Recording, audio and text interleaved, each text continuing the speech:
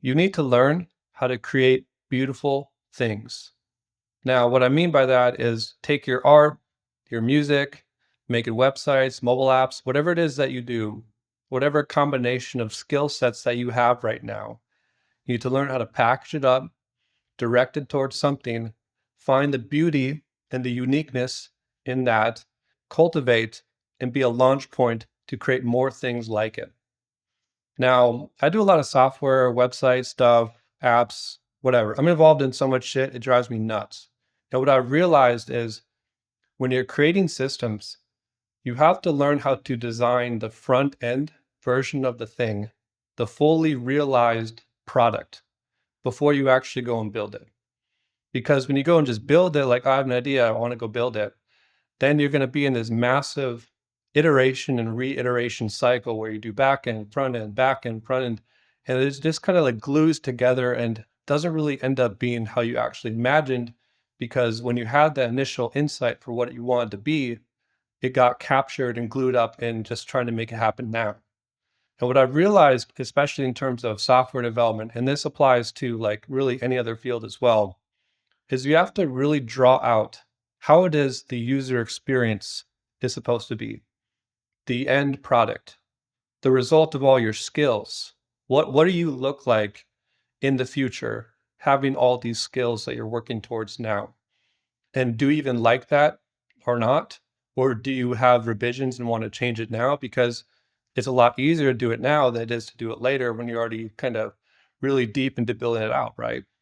When you're deciding for yourself what you want to be, the skills you want to develop, the talents that you want to have. What I'm saying is, I think that you can take the full extent of your knowledge of yourself now, of who you already are, that memory, and just find a way to actually figure it out and then go that direction without it having to be this random walk towards discovering it. When I'm doing software and apps and stuff, there's this desire to create it right away, to make it functional right now.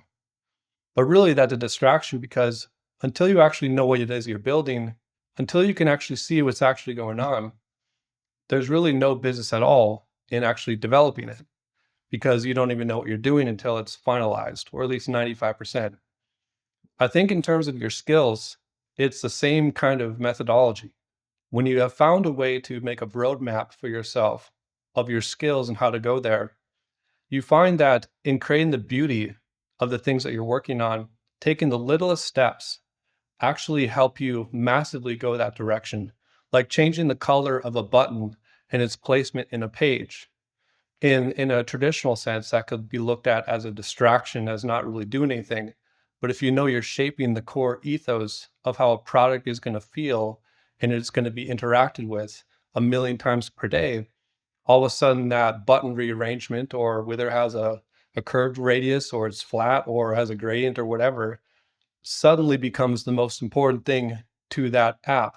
So everything that you're creating, it has this potential where to the fullest extent and its fullest capability, it's like an asset. It's something that you've developed. It has a shape, a soul, it has a configuration of what it's supposed to be for you. And I think that when you just find how to make something realized and it's in the right shape, you just are able to actually conceptualize what it's supposed to be and what it wants it to be. It's like I've realized this with software where if you make a feature, but you just randomly put it in the interface somewhere, and it's like, okay, it does this thing. We now can do this thing, whatever. But we have to like click this button that opens up this other thing over here. Then we have to click this button, but that only works if some user setting is toggled over here. And then you have to click a button and wait for it in this other thing. Like that's a bad design. And when you have a bad design for something which should feel intuitive, it detracts away from the quality of the product, even if that product solves that user's problem.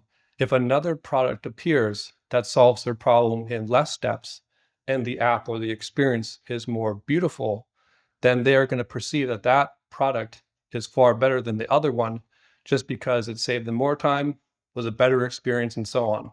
Find a way to, whatever you're building right now, to like really wrap it up and make it polished and beautiful And you'll realize with that, that it's actually teaching you about what that thing wants to be.